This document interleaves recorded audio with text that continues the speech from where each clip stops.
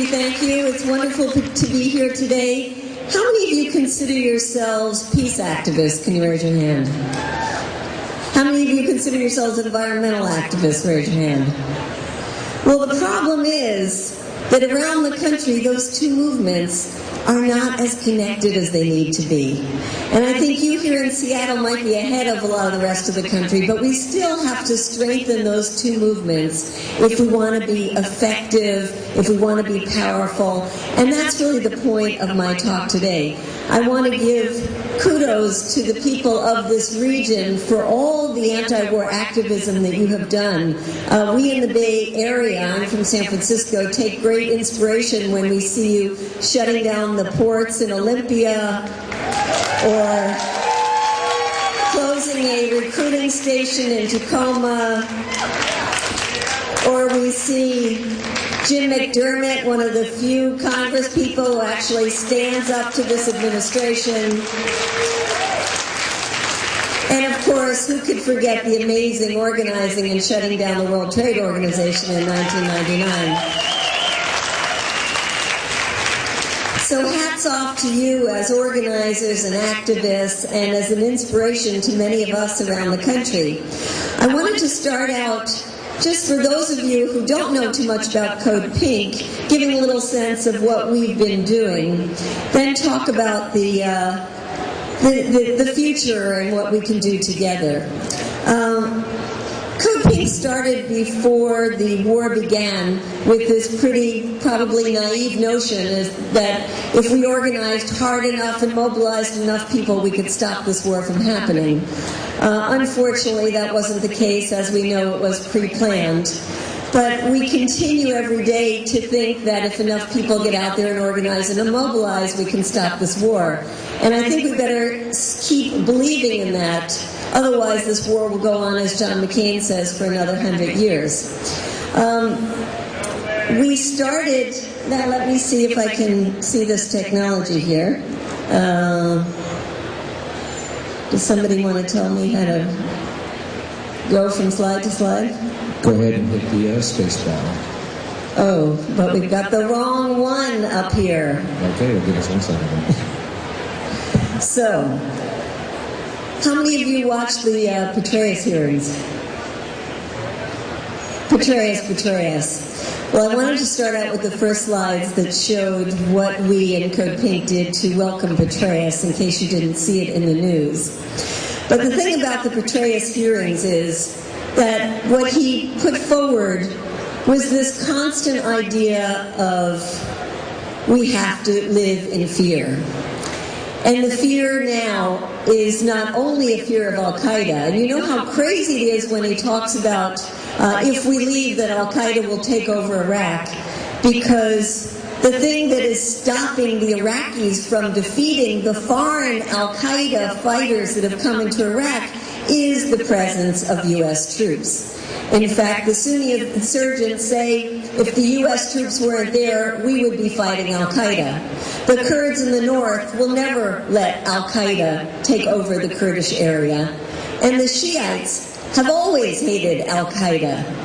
So if we really want to get rid of Al-Qaeda, we've got to get rid of U.S. troops so that the Iraqis will take care of getting rid of Al-Qaeda. The other thing that was interesting at the hearings is this renewed notion that the problem is Iran. You notice that? In fact, just yesterday, the New York Times ran a piece entitled, "Iran is waging a proxy war in Iraq," which is just part of the media once again feeding into this notion that the quagmire in Iraq is not because of the quagmire of U.S. policy. It's blame it now on the Iranians. Iran is, in fact, the big winner of the U.S. invasion of Iraq. Iran, the government of Iran is close to the Prime Minister, Nouri al-Maliki. The most important politician in Iran, al-Hakim, who is head of the Supreme Council, the largest political party, is very, very close to Iran, as as is al-Sadr. So Iran has close relationships with the most important political elements in Iran. In fact, all you have to do is contrast the way that Ahmadinejad was welcomed when he went into a visit in Iraq.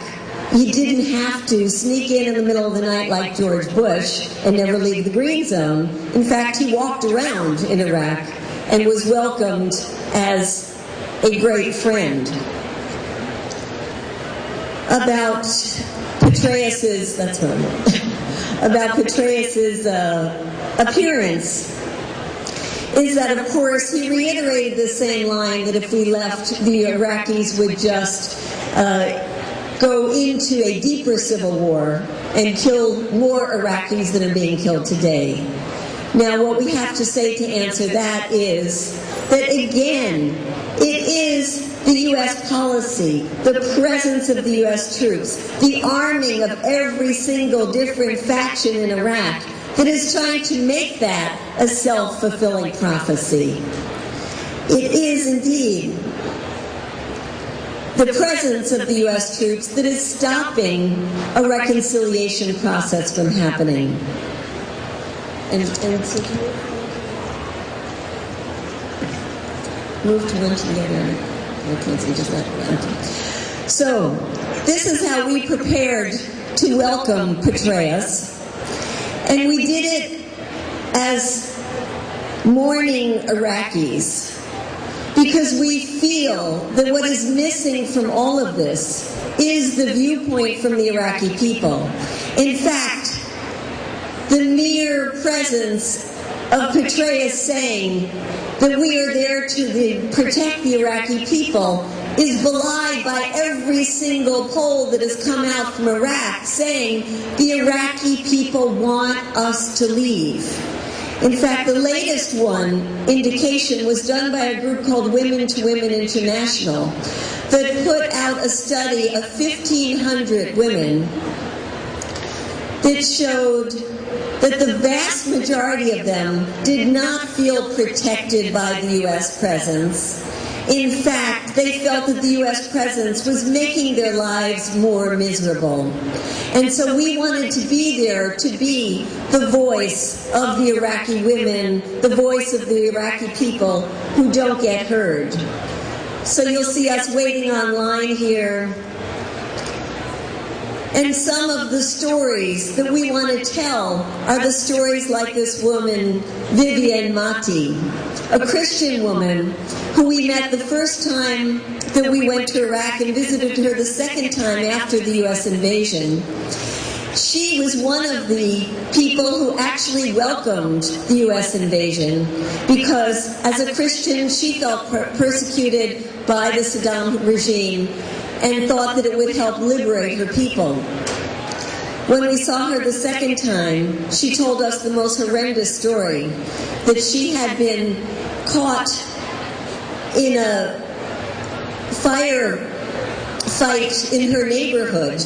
And so to protect her family, she grabbed her husband and her children, jumped in the car, started fleeing her neighborhood, came upon a U.S. tank that was shooting indiscriminately. The first bullet went through her husband's head, who was driving the car. The next bullets went through the heads of her children in the back seat. And the last thing that she remembered was a bullet going right through the forehead of her young daughter that was sitting on her lap. Her entire family killed by the U.S. military. These are the stories that don't get out, and partially because when we tried to invite Vivian to come to the United States to tell her story, they denied her a visa on the grounds that she was unlikely to return because she had no more family left.